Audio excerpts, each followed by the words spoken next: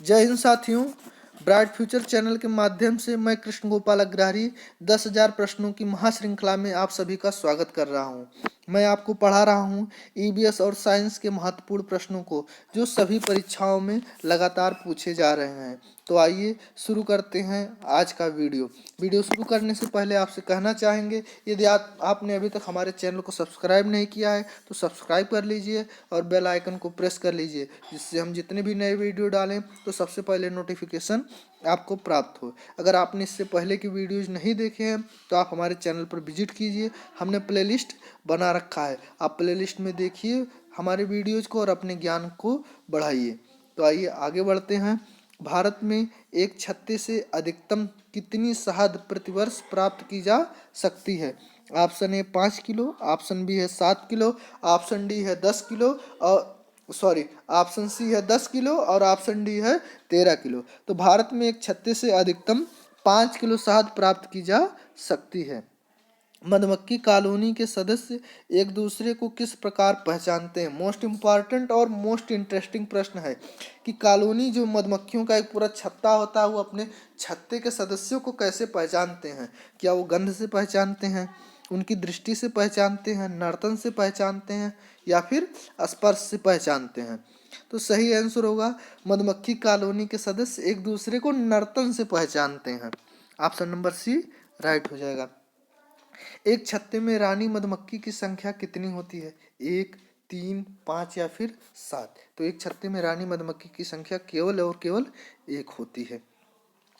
छोटी भुनगा का मूल स्थान कहाँ है? छोटी भुनगा एक मधुमक्खी की प्रजाति है, इसका मूल स्थान कहाँ है?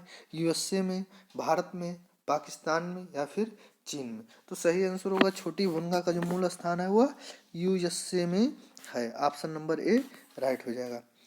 शहद में जल की मात्रा लगभग कितने प्रतिशत होती है? 10%, 15%, 17% या फिर 21%? तो शहद में जल की मात्रा लगभग 17% होती है। शहद में कार्बोहाइड्रेट की मात्रा लगभग कितने प्रतिशत होती है? 70%, 78%, 81% या फिर 90%? तो शहद में कार्बोहाइड्रेट की मात्रा जो है लगभग 78% होती है।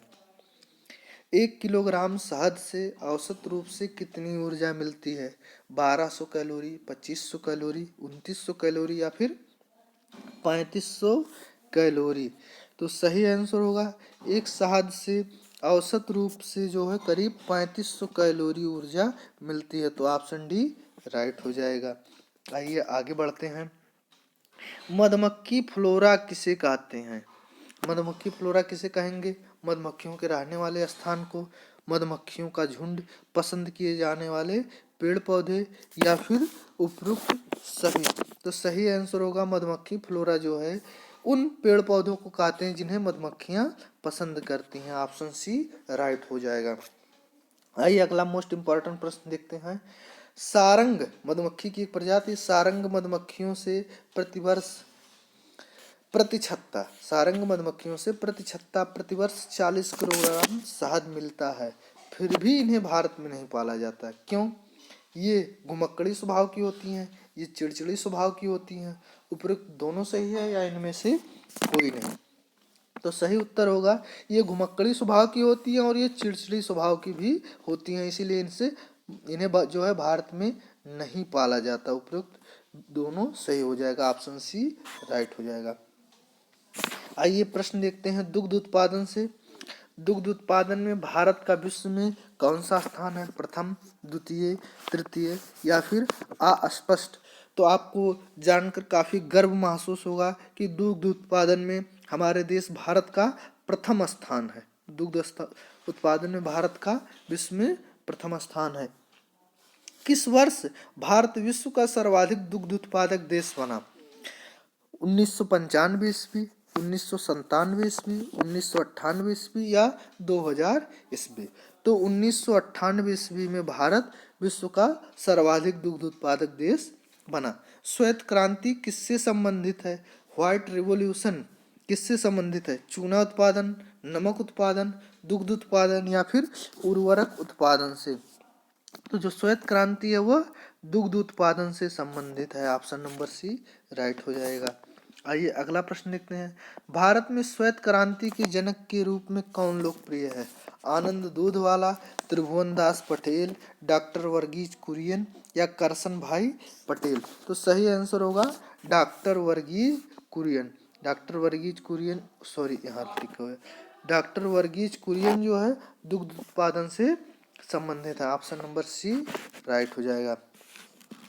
अगला प्रश्न देखते हैं। भारत में श्वेत क्रांति की शुरुआत किस वर्ष हुई? 1950 ईस्वी, 1960 ईस्वी, 1970 ईस्वी या फिर 1978 ईस्वी? तो भारत में श्वेत क्रांति की शुरुआत 1970 ईस्वी में हुई है। ऑप्शन नंबर सी राइट हो जाएगा। अंतर्राष्ट्रीय डेयरी पुरस्कार से सम्मानित व्यक्ति कौन है? Doctor M S. Swaminathan, doctor R S. Paroda या फिर डॉक्टर वर्गीज कुरियन या डॉक्टर नॉर्मन बोरलॉग? तो सही आंसर होगा डॉक्टर वर्गीज कुरियन अंतर्राष्ट्रीय डेयरी पुरस्कार से सम्मानित व्यक्ति हैं। आइए अगला प्रश्न देखते हैं। अगला प्रश्न है, डॉक्टर वर्गीज जान कुरियन किस क्षेत्र से संबंधित हैं?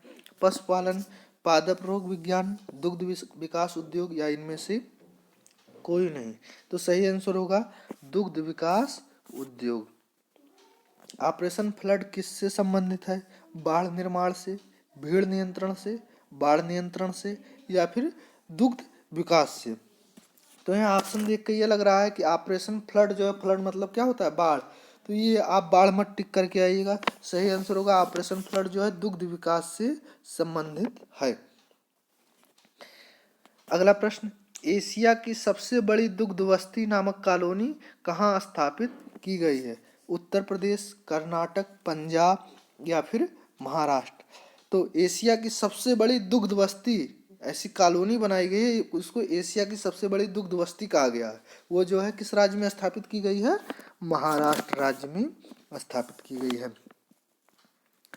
राष्ट्रीय डेयरी विकास बोर्ड NDDB यानी नेशनल डेयरी डेवलपमेंट बोर्ड की स्थापना कब हुई है? 1964 ईस्वी, 1965 ईस्वी, 1966 ईस्वी, 1967 ईस्वी?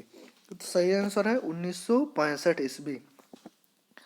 राष्ट्रीय डेयरी विकास बोर्ड NDDB की स्थापना वर्ष 1965 में कहाँ हुई थी? यानी कि राष्ट्रीय डेयरी विकास बोर्ड की स्थापना जो है कहाँ पर हुई? आनंद, करनाल, बेंगलोर या फिर मथुरा?